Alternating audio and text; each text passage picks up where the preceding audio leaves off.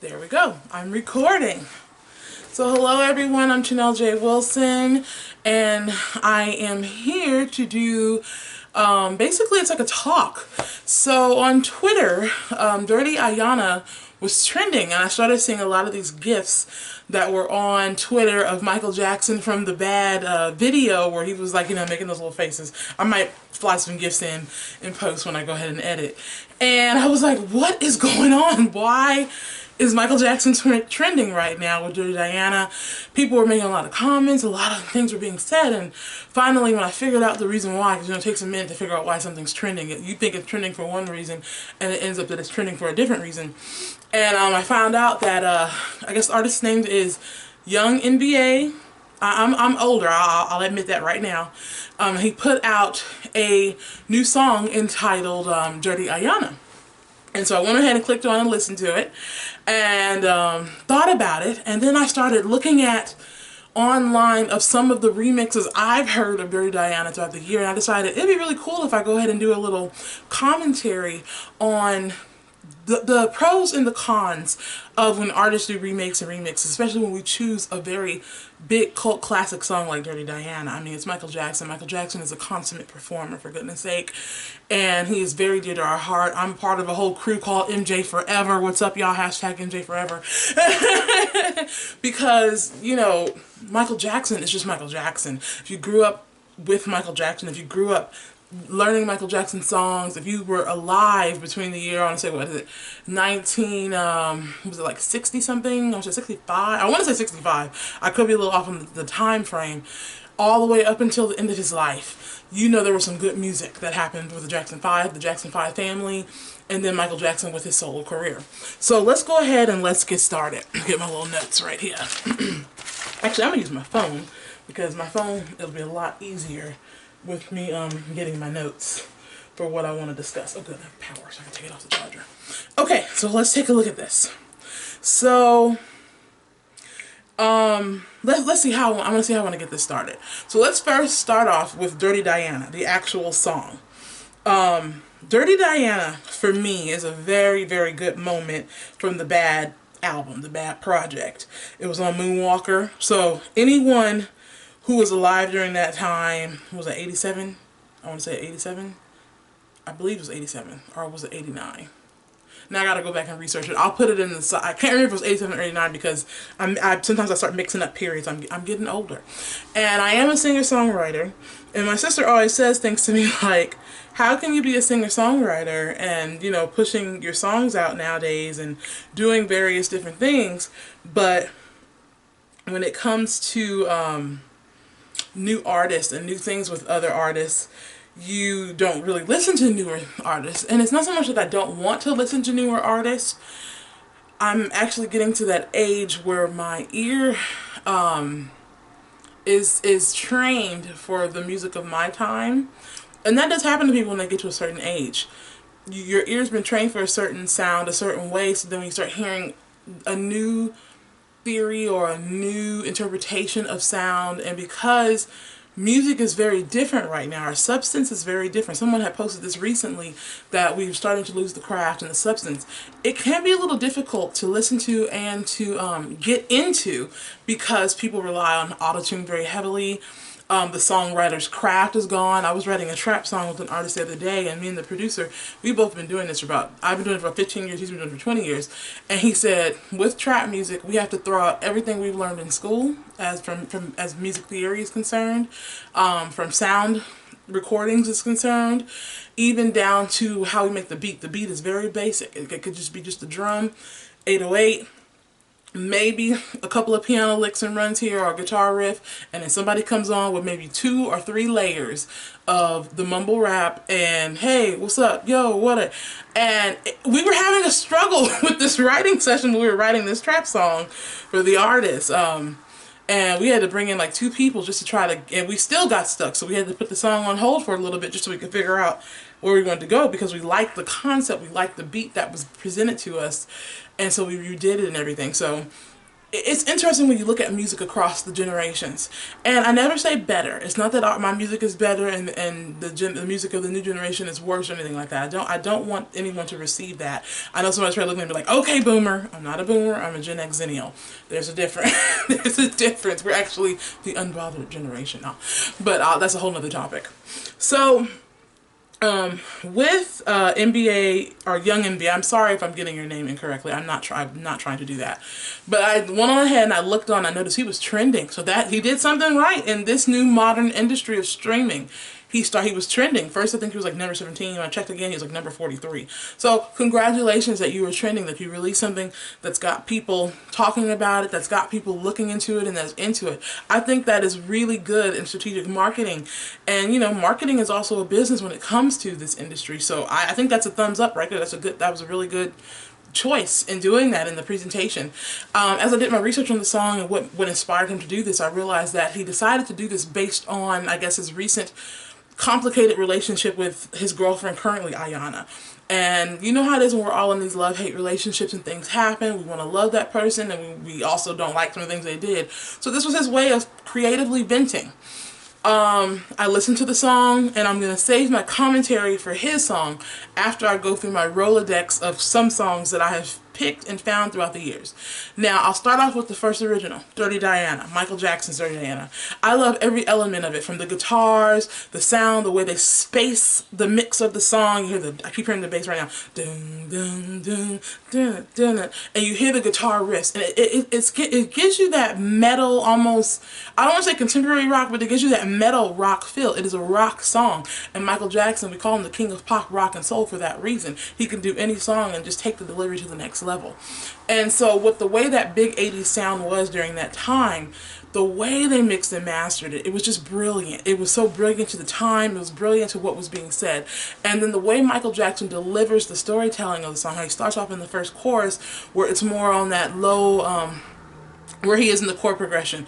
You wanna make me stay. I don't have my lyrics up, but I know the melody. So, you know, he's doing that. Just let me be. And then he jumps into the pre-chorus. That's okay. Hey, baby, do what you want. I got the stuff that you need. You know, when you look at tension and release in songwriting, you want your verses to have one way based on how you start. My producer always tells me, don't start on the 1. Choose another note. Do 3 or the 5 or your 7th chord, but never start it on the 1. And then when you come to your pre-chorus, provide a different melody. Provide a different cadence and how you're delivering that pre-chorus, because it breaks with the tension to release the song, even if you're following the same chord progressions. And then when he gets to that hook, Dirty Iyana, I'm getting over a cold, so my voice is shot to the curve, but I'm going to attempt it. Dirty Iyana, no. Dirty Iyana, no. If I could hear the music in the bass, I'd sing it a lot better. But the point that I'm making, the reason why I sang it in the higher register instead of my lower register, Dirty Iyana, no. The delivery is punchier when he sings it in the higher register.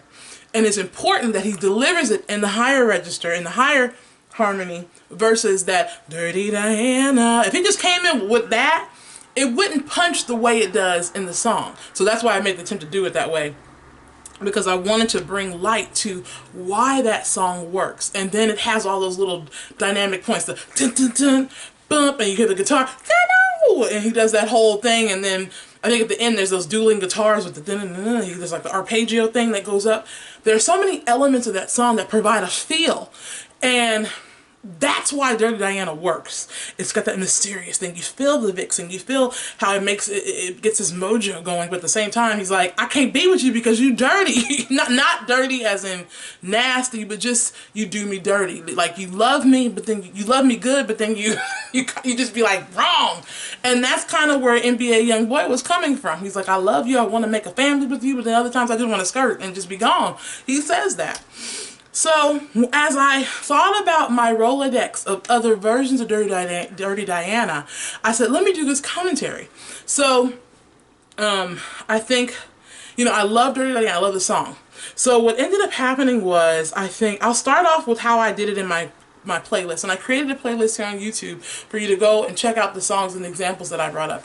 And the reason why I did this is because whenever we make an attempt to do a remix, a remake, or a mashup from a classic, you're going to be judged for various reasons. You're going to be judged of how you bring it into a modern time, how you keep some of the original sounds with the same feel, how you flip it, how you change it, how you creatively, cleverly, sorry about that, flip the song to give it even a more bigger impact dynamics. I think of not Moulin Rouge, Lady Marmalade, how LaBelle gives that beautiful rendition of Hendrix's writing of Lady Marmalade, tells the story, and how Miss Patty sings the hook, and how she delivers that, and how you get the feel of the song as a good bouncy. But then when you flip it to when the ladies remade it for the Moulin Rouge soundtrack with Maya, Pink, Christina Aguilera, Little Kim, and Missy Elliott with the production, you hear a difference in the songs, but the feel is still there. So it's not lost, it's just different. And I always like to say that different does not mean better or worse, it's just different. And that's the whole purpose of when we do these remakes. Remixes is an artist's creative way of refining something. It's an artist's creative way of revamping. It's like right now in the holiday season. The Christmas Carol is one basic story, but there are varying versions and varying levels of the Christmas Carol, and we enjoy it. The Muppets version, Cicely Tyson version, the one that happened with Vanessa L. Williams, and there's a couple of other versions I've seen as well of the Christmas Carol story, but it's always still fun seeing how people revamp one similar idea. That is the creative process in the art of songwriting. That's why I'm doing this as well, because I'm a songwriter, and this is my alley, this is my lane. So the first song I'm going to pick, and I only picked about 4 or 5, is I'm going to start with Whitney Houston. Rest in peace. I love you, Whitney Houston, so much. And she did Queen of the Night on the Bodyguard soundtrack. Now, as a little girl, I remember hearing The Bodyguard. I think The Bodyguard came out when I was like 13 or something like that, 12 or 13. And I just remember listening to one of the songs and I was like, you got the stuff that you want, you got the thing that you need, I got the no. I mean, some people are trying to talk to honey, cause I'm the queen of the night, the queen of the night. Oh yeah, oh yeah, oh yeah, yeah. So think about that. As I heard it, I was like, I've heard these lyrics before. I don't know where I've heard these lyrics before, but I know I've heard these lyrics before. A couple years go by, and I listened to Dirty Iyana, and I went, oh my God, they took the lyrics, the writer's team, and I think, I gotta go back and look at who the writers were. I want to say Reed was on that project when I was reading. I'll put it in my notes, but I believe when I was looking up who wrote that song, the team that wrote that song, they basically took the pre-chorus elements of Dirty Iyana, put it in there, and the song is almost like Dirty Iyana's response, almost like the Roxanne battles almost. And I'm talking about Roxanne, like, you know, Roxanne, and Roxanne Shante came out. That's what I'm getting at, the battles. This is art. That's why I'm talking about it, because we reduce the word art and we reduce what we do in this industry, this game, and we forget about the craft and the art behind it. So I want to highlight that in this conversation here. So I guess I'll call this the art of songwriting and delivery and presence. So one of the cool things about this presentation with Whitney Houston, how they were like, we're going to take Michael Jackson's pre-chorus and we're going to make this the hook of the song. We're going to give it that rock, that edgy feel, that flow to make this song do what it does. There's this one line where she says in there so eloquently, I just want to get it loose and turn it up on you. I might be saying it wrong, but I like that premise. I just want to get it loose and turn it up on you. It's like, you know, it's the musical turn up. It's high energy, it's rock, it's amazing, it's bold vocals. And I think it was very clever. I think it was very genius. It's the only response song I've heard Dirty Iyana. Now, if there's others and you know of it, I mean, the world is really big. A whole world can be created with what we don't know. Please post in the comments, say, hey, there's another one similar. Check this one out. And I will. But I'm just telling what I know from my Rolodex on this video. The next one I want to bring up is Pastor Troy's Dirty Atlanta. When I first heard this song, my ears were happy. I like art. I like music. I like all types of music. I like when we blend genres. And then what I described this as when I was writing out what I wanted to say was that this is a proper use of crunk, rap, rock, metal. I think it's a proper use of mixing those genres. Sometimes you try to blend a genre to have an eclectic sound, and sometimes things just bleed.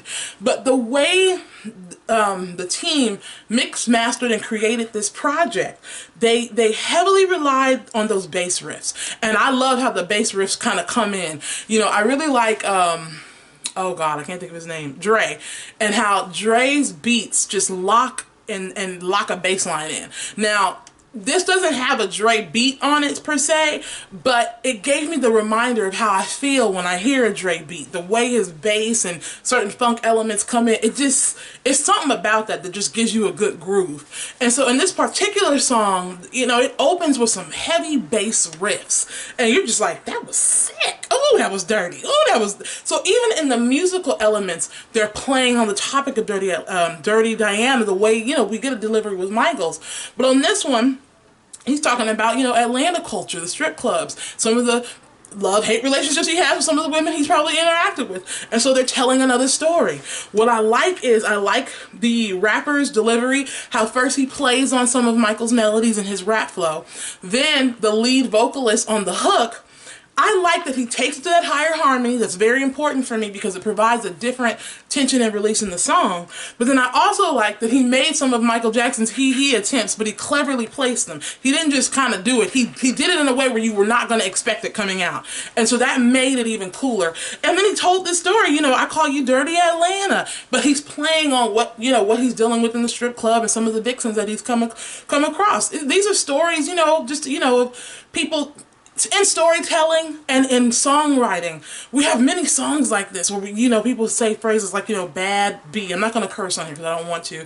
But, or you think of phrases like, you know, I'm that, you know, there is an aura that comes with this industry. And that goes across the board. Any genre, any race, color, whatever, you know, there's a swag sort of thing. It's a confidence thing. And he's talking about how, you know, the same premise of Dirty Iyana, this bad vixen, this woman, I got it kind of thing, and got all these little, you know, God's mojo going, so to speak. And he's telling this story.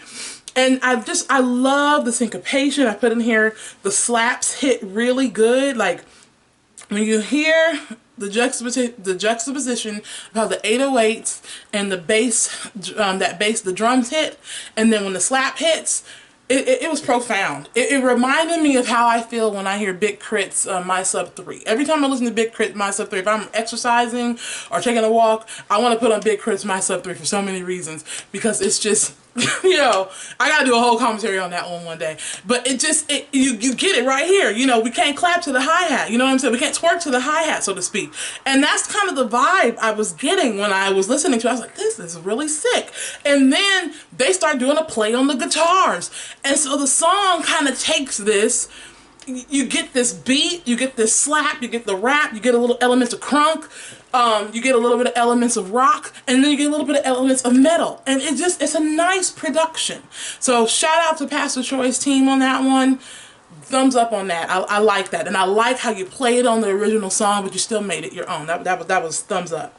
Okay, the next person I want to bring up is Dobby featuring King South's Dirty Iyana. Now, here's another one that I stumbled upon. And what I like about this attempt is it reminds me of trap meets rock. The other song I brought up like crunk rap meets rock. And a metal sound. But this particular song, it played more on the elements of trap music and the elements of rock music and even some elements of electronic music. And what I liked about this one is that there's the bass, the 808. They've got a lot of synths, a lot of electronic piano sounds, a lot of bells, a lot of builds, and a lot of drops. And they come in, like they crescendo in, crescendo out, and then like even right before you go into the next, when you hit the next one, something comes in on that and 4. I'm speaking in music theory right now. When you move to the next part of your stanza or your measure, it's you coming back in on the one, like you're going to the verse coming out of the chorus. Right when they come out of that chorus, you know, the Dirty Iyana, dun, dun, and then something comes in like, and I was like, that was so clever. Very trebly. Their frequencies were falling in the mid and high frequency, so I had a lot of treble in it. I want to try to play it on a different speaker system and see if I can hear some more of those bass elements in there as well. And then they did the same thing. They stuck to the topic. They said, I want to tell you about Dirty Iyana and just what happened and whoomp. And there was this one line that the vocalist did at the end where he said, got these junkies dancing like they are on Soul Train. I started chuckling because at that moment I was doing this. You know that gif that on Twitter with Jay-Z where he's always like, he's kind of like got this basic kind of look where he's just like, and that's what I found myself doing. I was sitting up there like, this is, I'm feeling it. It's lightweight, you know, I'm feeling this. I'm feeling it. One of the key things I put up here, there was a moment where I feel like they were playing off of a riff of Carol of the Bells. Take a listen to it. You'll hear it in there. I'm not saying they use the exact melody and the exact composition, but there was one moment it felt like I was hearing that, and it worked. Like, it wasn't a negative thing at all. It actually worked. So shout out to that team on that mix. It was eloquent. Like I said, it was like trap meeting rock and a little bit of electronic music, but it still carried the theme. It was a fresh sound, but still not robbing the old elements of Dirty Iyana. So I thought that was really cool. And once again, it's Michael Jackson. We're gonna judge. We're gonna judge because our ears were shaped by that consummate performer. Okay, so the next one I want to bring up is an actual mashup. And I'm so sorry, I've been having vocal things going on with my throat for a couple of days now, so it's just getting everything back. But it's a mashup by D-Ace, and it was a mashup of Tupac and Michael Jackson.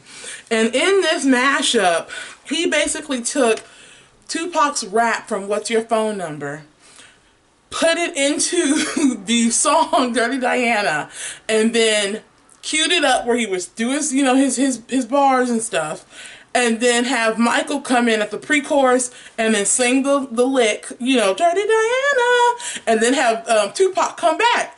And they even like put clips of the video inside of it, and I was just like, this is hella tight. And I heard this like actually a couple years back before this whole thing happened, and I was like, this is actually a really good mashup. I would never thought to do that. And for me, I like What's Your Phone Number for various reasons. One, I like Tupac's delivery. You know, that was out when I was in high school.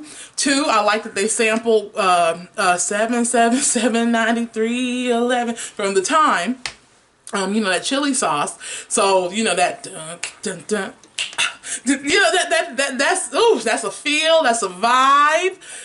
If you ever get a chance, go check out the time. That is some slick coolness right there. When you see those memes where it says uncles and nephews, oh my God. Like, you know, shout out to Bruno Mars for his attempt at reviving that, because that whole era, I'm so glad I grew up during that time and got to witness Prince and the time and Jam and Lewis and just everybody from that organization, because that was just brilliant music making. Just that it's such a feel when you hear the phone. Oh God, I could go on and on about that. But back to the topic.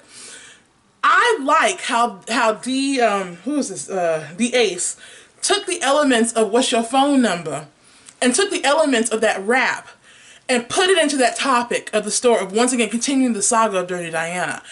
You know, when that line, lick them licks, shake them hips, you know, you'd be like, Pac, go. See, I remember Pac. I'm not somebody who came in, you know, and I'm looking at Pac, you know, from some, you know, post-Pac era. I remember Pac. I remember when he was at the height of his career. I remember every story, every show. I knew people who knew him.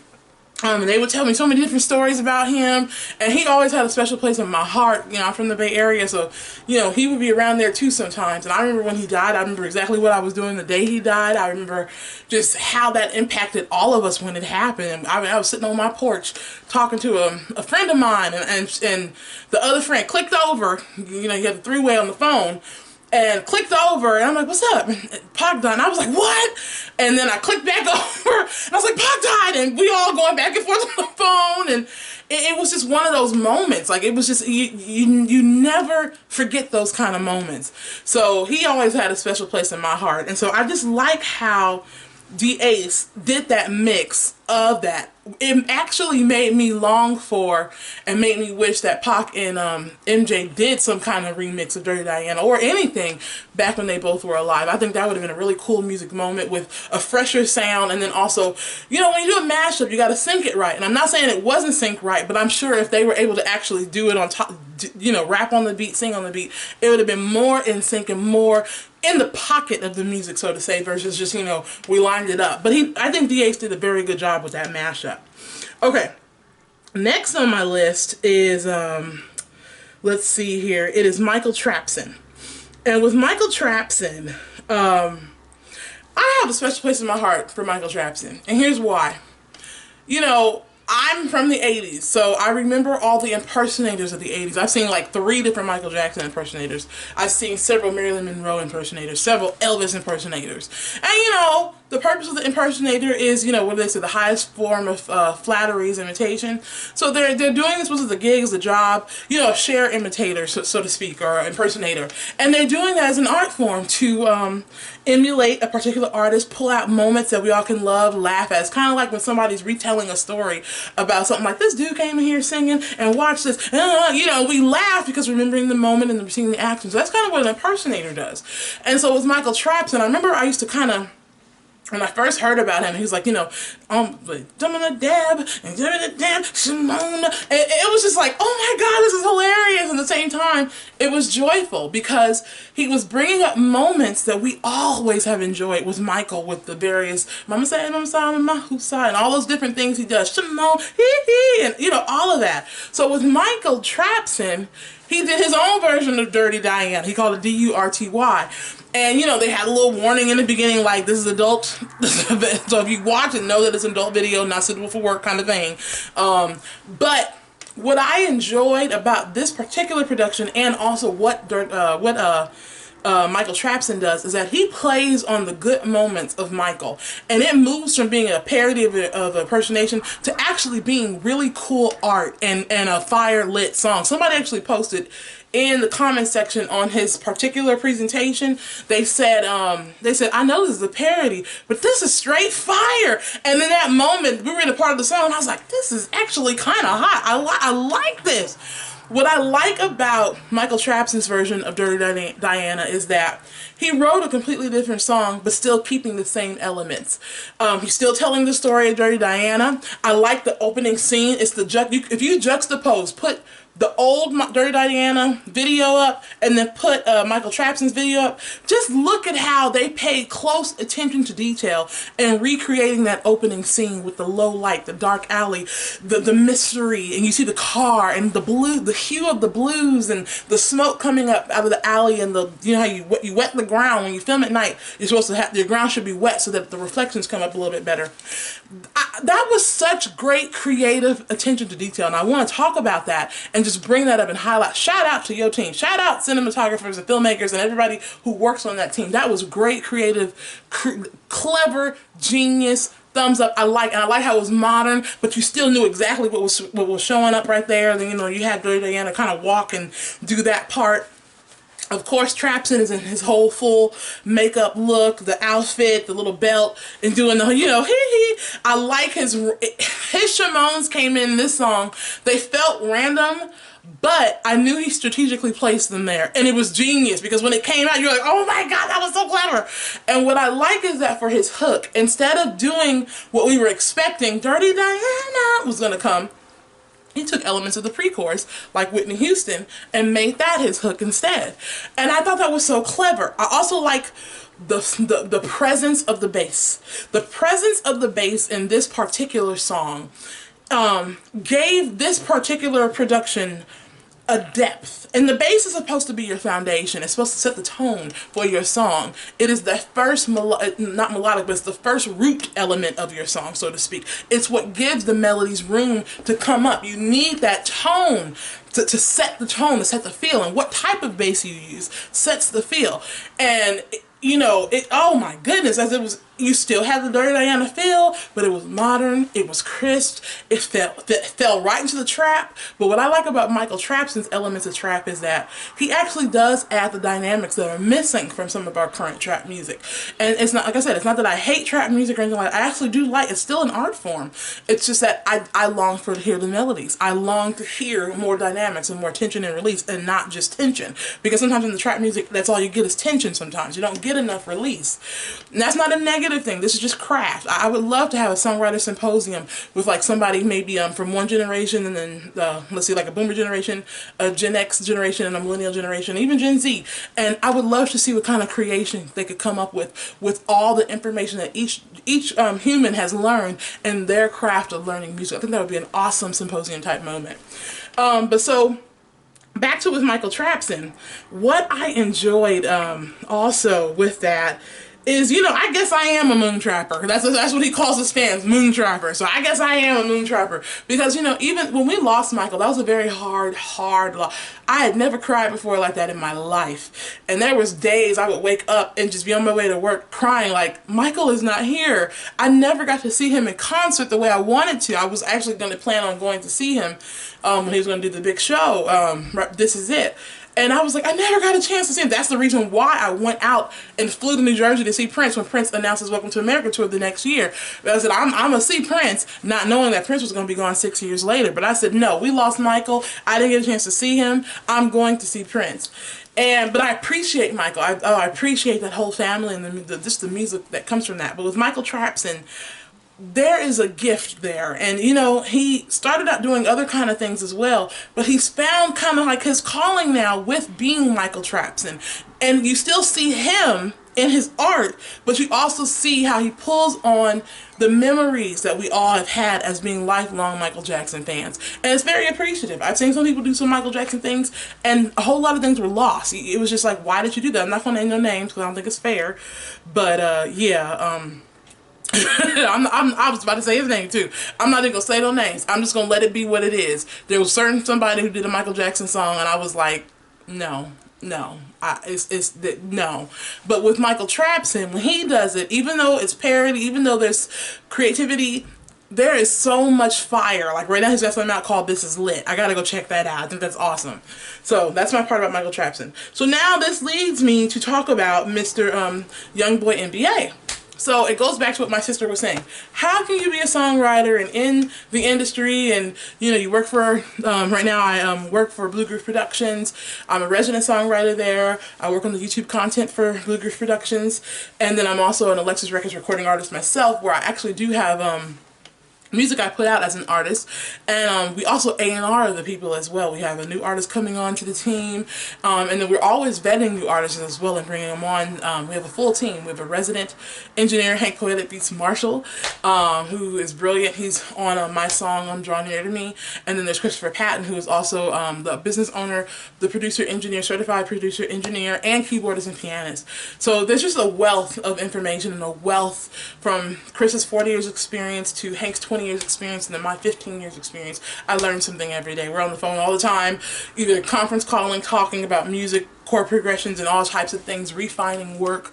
And so me and Hank talk a lot about what's going on in the current scene and how, you know, we have to accept that, you know, we're older now, but we still have the craft here, and we have to learn how to both appreciate what's happening with some of the new sounds, and then also try to offer and engage some of the craft and the techniques to the new sound. So when I listened to Youngboy NBA's track, the first thing I had to deal with was the auto-tune. I do feel like we do use a heavy use of auto-tune nowadays. I believe any effect in your auxiliary, you know, package is a tool, and it should not be abused. And I do feel right now we are abusing. We are taking it to a whole new overkill, and it doesn't need auto-tune. Is not. I'm saying this right now to all my producers out there and my artists. Don't rely so heavily on the auto-tune. My ears, because I'm Gen X, I was raised analog and then thrown into a digital world. My ears are actually trained for analog. Unfortunately, if you were born after a certain time frame and your ears are only trained to digital, you may not hear it the way I hear it. But when I hear certain songs when there's a heavy use of autotune, I already feel like digital music sounds too clean. And what that means is, you know, I used to listen to records and albums and tapes. So I'm looking for my hiss, that analog hiss. There's a hiss that comes on there, that's there. And with digital, we've removed the element of the hiss because now everything's a digital audio workstation. And everything's digital now, so all those things are gone, and now we get what's called a clean recording. The hiss is gone. We have to actually funnel in sound waves of a hiss or a vinyl sound. And I miss the hiss. And there's also a warmth that comes from that creativity of using analog. So for me, when I heard it, I was like, I wish they didn't put so much autotune in this guy's voice, because I'm hearing the computer, the digital, and it's robbing me of hearing his timbre. I want to hear his true timbre here, because timbre is important in delivery and how you feel a song. Once I got past that, I was able to start looking at the storytelling, the art, his creative choices on what he decided to use for this Dirty Iyana rendition. So I got the back backstory about everything. I guess he was in a relationship with a young lady named Iyanna. I don't want to get too much because that's his personal business. But I like how he cleverly brought up that he's dealing with this and he wanted to make a song about it. I thought that was really, that's cool. Why not? Take your microaggressions and put them in your art. Very clever. And like I've been saying, you did something right. You're trending. So thumbs up. In this market, what's the point of making music if you can't make a buzz? If you can't properly, strategically learn how to market. Everything is an art form, from the writing, from the music, from the production, even how you market your material is an art form. That's why they call it an industry.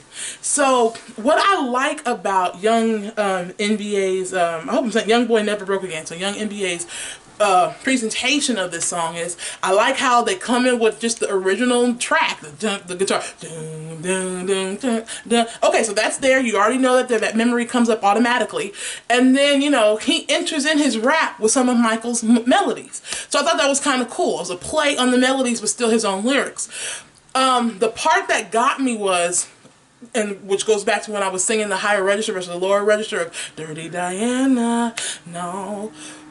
Tension and release is important in a song, and you build up a tension in your song you build up that tension purposely so that when you bring in the chorus or the hook or that release, it glides in a certain way. There's so many people that do it brilliantly. I'm trying to think of Prince does this one song, If You Leave Her Now. It's on his is it Minneapolis Sound? Look at the Lotus Flower project. It was a 3-part project. And on that song, Never Gonna Leave Her Again, it's like the perfect example of tension and release, because he syncopates the opening, if you leave her now, and then he goes into the verse and it kind of flows, but it's still syncopated too, but not as syncopated as first. And then he gets to the pre-chorus and it just glides. He goes from, let's see, if you leave her now, you're never gonna see her again. Bum, bum, I'm jumping to another lyric, but I'm trying to get to that pre-chorus, and then he goes into the music, starts releasing. So it's like each section, one tenses and one unlocks, and then by the time he gets to that hook, it's just like an abundance of dynamics, an abundance of sounds, and high sounds, low sounds, and mid sounds, and even bottom sounds. And so for young NBA, when he glides into that chorus, he sings it in his lower register. And for me in that moment, I said, as a songwriter, I would ask him and the producers to do a rewrite and refine it. Either have him sing it in its higher register or get a vocalist who can do it. He can even get Michael Trapson to do it, and that'd have been hella cool because it would have been unexpected having Michael Trapson jump out of nowhere while the guys with the guns and the home chick, you know, and Michael Trapson just jumps out with Dirty Iyana. That would have been hella cool. But he's still trending, he's still making his money, he's still making his art, and that's a thumbs up still too. I'm just looking at how can we refine it and make it even take it to the next level with dynamics and ear candy and things like that. In his second verse, he then jumps into the craft of mumble rap. And I say craft because it's still art. The ongoing conversation on Twitter is this trash? As for me, I can't call it trash because it's art. Art, and art for art's sake, is just that. It's an expression of whatever's going on in the time. It's an expression of who you are as a human and what you are able to produce based on what's in your Rolodex.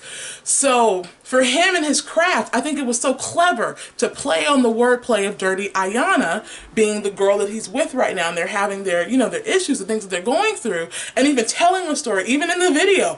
All them guns, I heard a lot of commentaries about the video. Some people were like, you got all them guns. They even had this one part where the guy was, you know, having the gun and the girl's creeping on the side. He's like, you missed that? That was your one moment to get the girl and you let her go through. So, those, you know, all those things were really cool as well. You know, it's a dark, you know, the low lighting, dark, you know, the ambiance. You see the big house, you see all these things. He's in the house kind of, you know, tripping like, you know, I want to have family with you, but at the same time, I don't want to really be with, you know, it's a whole lot. It's the complication of Dirty Iyana. So I do enjoy what he did. Thumbs up, homie. Thumbs up, young NBA, on that, on playing on that. Like I said, your personal life is your business, and I'm not going to comment on those things, but how you took that and put it in your art, I'm going to give you a thumbs up. I would give you like a good, you know, high C plus B. And I only do that because it's Dirty Iyana. It's a Michael Jackson song.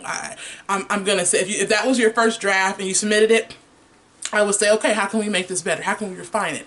How can we give it all of these extra elements to put it in the category? Because, you know, if you just took some random song, I'm trying to think of something that's not as a cult classic as Dirty Iyana. But if you just took something real simple, and right now I can't think of a simple song, but if you took that and remade it, we'd be like, okay, that was kind of cool. But this is Michael Jackson's Dirty Iyana. So, you know, like I said before, if you decide to make an attempt to do Dirty Iyana, we are going to judge you on consummate performer status. So I think that what he did is a good first draft, and if you guys ever decide to do a remix, pick a vocalist to do the higher elements, and also I want to hear more of your production skill sets on that one, because you guys relied heavily on the guitars, and it was cool. Don't get me wrong, there's a bop there, there's still something there. I even hear it in the flare. No, you know, I hear it, it's there, but my ears are itching to hear some more dynamics too. So maybe aim with that next time when if you guys decide to do a remix or something. But thumbs up, you're trending, it's a hot song, it's putting the buzz out. One thing, and this is why I did this particular podcast today, someone had put on Twitter today, and I actually gave them a like because I agreed with them. He said, the only problem I have with this latest release is I don't want people who've never heard Dirty Iyana to think that this is Dirty Iyana. I want them to have the same feeling and experience I had when I first heard Michael Jackson's Dirty Iyana. And I had to give that guy a heart, you know, on Twitter, because I said, you know what, he's actually right. That's like the what do you call it, the plus and minus, or the catch-22 when we do remakes or remixes. You know, in my generation, we relied heavily on sampling, heavily, you know, New Jack Swing. That I grew up in that era. So we would jack New Jack Swing. We would jack all them funk records. So some of my, even though I remember some funk records as a baby, some of my other introductions of funk records that I'm like, I remember this, but I don't remember it, but I know this. And then my dad or my mom or my aunt would be like, you need to hear the original. And then they would play the original, and then I'd get a whole nother lesson because I was born in 1980. So for me, you know, I remember some things, but the things in the 70s, I wasn't alive. So when they would play some of the things that I didn't know, I'd be like, oh, that's really cool. Then I go back to the remix and then look at the elements, look at the cleverness of how they would pull some things from the original, pull some things from the melody, sorry about that, make some things new. That's how the craft is built.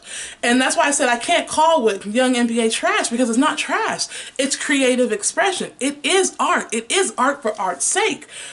But when we want to talk about how can we make it better, how can we make the craft or the technique better, that's where we add in the good, healthy critique. And it's a healthy critique. This is not a negative. You don't tear artists down because maybe they did something that you didn't agree with. You say, here's how we could collectively take this to the next level. You know, that's how I look at it. How do we take it to the next level? That's the way I approach a lot of music. Don't get me wrong, there's some songs out here and I'll be like, dang, let's do a rewrite. Don't, you know, I love Black Twitter for that reason, exactly. Like, you know, like, what made them do this and this? And you see people repeating the, you know, it's okay to laugh. You know, you should see us in our sessions when we get first drafts of my material or someone else's material. That first draft is hilarious. I try not to release my first drafts for that exact reason, because that's what it is. It's expression. When you're in the songwriting process, you first start out with, you know, your idea. You're trying to figure out, where's this melody going? What is the heck is my progression? And so my first drafts will be just that. Progression and a raw, I am trying to fill out where I want my melody to go. So sometimes I may not be in pitch. Sometimes I may want to go one choice, and in the moment as I'm recording, I feel another choice. And then after I get it, I'll listen to it. I'll walk away for maybe a day just to freshen my ears, and I'll go back and listen. And then I'll either redraft it, or I'll say, there's nothing else I can do. I'm going to send it to my team. Let's talk. Let's discuss. How do we want to approach this song? What feel do we want to give this song? What rhythm section? Are we going to pull on this element of a genre, or are we going to pull on that element of the genre? Because the genre will dictate what sound choices you make, how you deliver it. Delivery in songwriting is very important. Unfortunately, I've read a lot of articles about it. We're losing the craft in that aspect. And this is not me being like, you know, okay, boomer moment. For humanity's sake, we don't want to lose the art form. And I say that because, you know, Michael Jackson said it best. Music is a connection between the human and the divine. That's what he said in his interview with Oprah. And it's like we're pulling these melodies down from on high, so to speak. He said, I'm an artist. The worst thing an artist can do is think. That's what he said. And he said, you know, I'm like the instrument. He was, you know, showing how he does his dance moves in some aspects. And then even how when he was working on, what was that song? I'm thinking, is it either Beat It? No, not Beat It. Oh God, I can see the video and I can't think of the name right now. He could hear the bass line come back. Billie Jean. He said he was driving and he heard the bass line. Once again, the bass is your tone. It sets the tone. Trap music is a beautiful art form. I've heard some really good trap music. I've heard some unrefined trap music. And some songs, I'd be like, that really goes. That took me there. I felt that. And there's some songs where I'm like, did they just kind of hit record and just go for it and said, we're going to put that out? Or did they decide to refine? What was the process? I always want to ask, every time I hear a song, I want to ask the team, what was y'all process? What did you do? Because it's about the feeling. That's what music is about. It's about the feel. It's what it does. It's a universal language for that reason. You may not even know the language of someone singing. I love Celia Cruz. I don't know Spanish fluently. I can read a little bit from some of the classes I've taken. There's some words I understand, but I don't know it fluently. But when I hear Celia Cruz, or I'm thinking of La Luna, is that who I'm thinking of right now? Or just, you know, certain artists, oh my God, there's something in my soul that just gets rocked in a way that I cannot explain it. This one artist I heard, he was rapping in French. And I said, I don't know what he's saying, but something in me just resonates with that. That's what music does, that expression. So I'm going to go ahead and close. What did you think about both the new rendition of Dirty Iyana and even some of the other renditions and examples I provided in this particular podcast?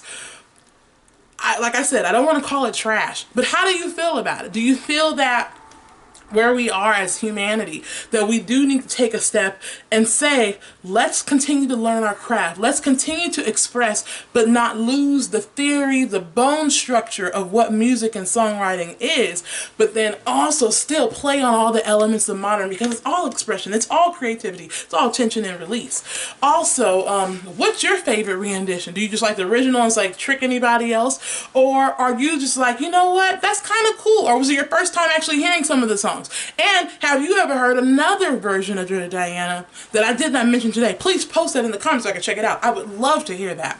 I am Chanel J. Wilson. I will definitely be back for more. You can check out all my work on my website at chaneljwilson.com. I got a song out called Draw Near to Me. It's a song about getting close to the one you love. It's a labor of love project. I enjoyed it. We refined it. It took me a long time to refine it, but I like what we have right now, and that was the one I wanted to present to the world. I'm working on new projects right now.